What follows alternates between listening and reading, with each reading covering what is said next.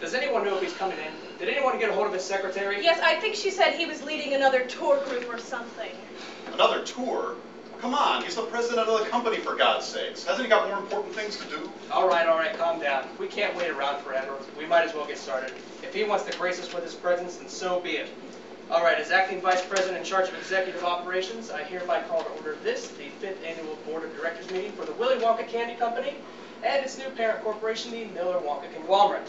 Let's get down to business. Hey, please, I'm coming.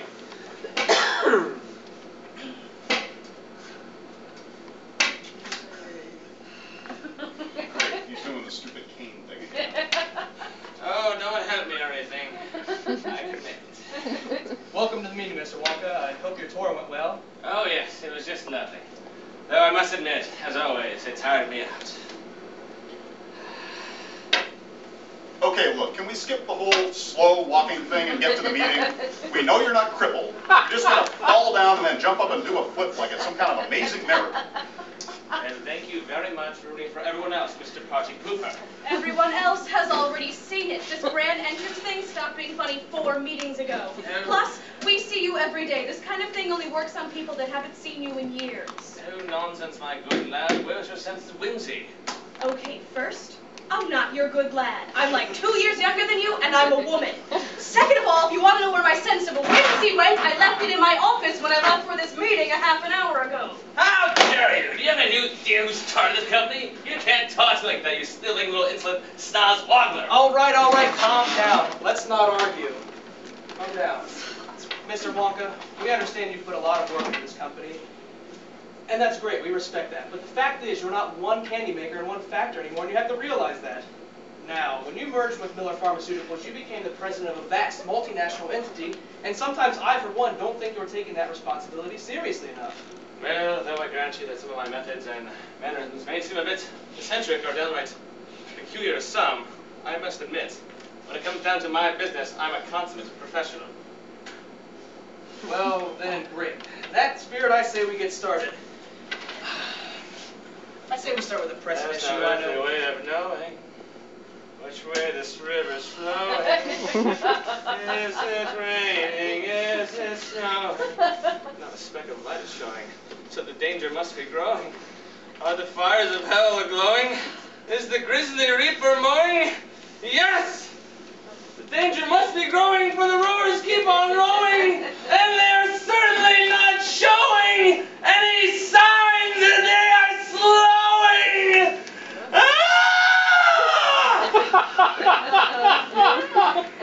I say we start with the pressing issue I know you've all been concerned about. Of course, I'm talking about the everlasting gobstopper situation. The everlasting gobstopper is one of the most popular products. What's wrong with it? Well, that's not actually true. While many people say they love the candy, our research shows that they only ever buy one. Well, that's the point. It's supposed to last forever. Yes, we understand that, and it's a good ad campaign, but ultimately bad for business. Now, we've actually come up with a few ideas of changing the formula. If you'd like to take a look at the proposal here. No, I won't hear of it. You can't change it. The formula's a classic. Well, we're also getting a lot of pressure from parents groups who claim that the product is causing major dental problems in young children. Dental problems. Yes, our scientists have found that the amount of sugar required to make a candy's flavor last into infinity is enough to, yes, eat through solid steel. Yes, also, we're finding that the name isn't really going over well in focus group testing. What's wrong with the name?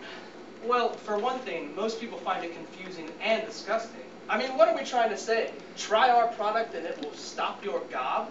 I mean, what does that even mean? Okay, can we please just move on to the next thing? Yes, I suppose. I'll cede the floor to other business. Anybody have anything else to address? Well, I've got something. I'm just going to put this out there because I think it needs to be said. Why exactly do we need a giant, scary boat tunnel in a chocolate factory? What do you mean? I agree. I just think a giant, scary boat tunnel seems kind of pointless generally, and I can't really see what function it serves for us at all. Frankly, I don't understand why we need a chocolate moat in the first place. But forgetting that, why would you ever send anybody through that tunnel? Especially children. It's a lawsuit waiting to happen. Not to mention, we are still hemorrhaging money from all the settlements. Settlements? What settlements? You know, from the children. The murdered children. Oh, I'm sorry. The children that mysteriously disappear from the tours. That's just nonsense now. No child has ever died at one of my tours. If they ever appear in danger, they safely return to their parents. Actually, that's not true. That's just something we told you so you wouldn't feel bad. Yeah, all those kids actually died. What? Well, why didn't we tell you about this? We settle with the parents out of confidentiality. Luckily, all the parents have had the same callousness toward their own children as you have, so get lucky in that regard. I can't believe this. We try to keep you out of it for plausible deniability. We made sure that your magical glass elevator can go anywhere in the building in any direction except toward the child graveyard in the basement. Still, I assume you knew. Well, what did you think happened? When one of those fat kids gets sucked up that tube, he's not going to some magical happy place. The Oompa Loompas are fishing his dead body out of the sewage the next day. Well, what about the kids who get shrunk? They live, right? Yes, most of them survive. We keep them on a farm upstate, out of public eye. Unfortunately, their tiny lungs do find it hard to breathe air, so they have to be constantly connected to respirators. But other than that, they live relatively normal lives. This is just awful! What's the matter? What's the matter? Everything. Oh, you brought up another point. You mentioned the Oompa Loompas. Now, I know it doesn't seem like much now, but I do think we should start to keep a closer eye on the labor situation. Oh, wait, you're not going to tell me the Oompa Loompas are costing us money. They're the hardest workers I know, and they practically put this company on the map. Please understand, nobody's saying they're losing money. There have just been lots of rumors lately, talk of collective bargaining and unions and such. So? Mr. Wonka, I don't know if you realize this, but cheap Oompa labor is the only thing that's kept this business afloat through all your crazy pet projects with company funds. I mean, to be honest, they're practically slaves, which we're perfectly fine with, and we don't want to change. At the moment, we're fine, from a legal standpoint at least.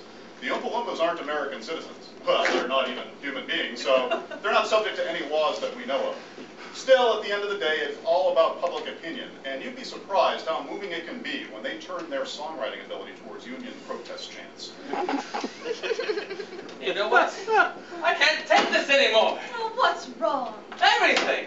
I built this company from the ground up selling homemade Wonka bars on the streets. And now I feel that you people are turning my creation into something it shouldn't be. Mr. Wonka, we're just doing our jobs here. I know you want to live in a fantasy land where kids don't die when they fly up in a spinning fan blades, but trust me, they don't all learn how to birth. This is how things work in the real world. Then I guess that's not a world I want to live in. I quit. I'm selling my shares back to the company. I'm moving wherever is farthest away from all your little snozwoggling, hog-wart-weighing doodles. Please, Mr. Wonka, reconsider it. Surely there's a compromise. I've made up my mind. Expect to hear from Mr. Flavin Finkelheimer in the morning. Who? He is my lawyer. I hired him because of a long, funny-sounding last name. But trust me, he's dead serious. Good day, sir.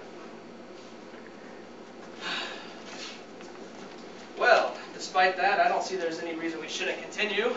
Let's talk financials. I said good day, sir!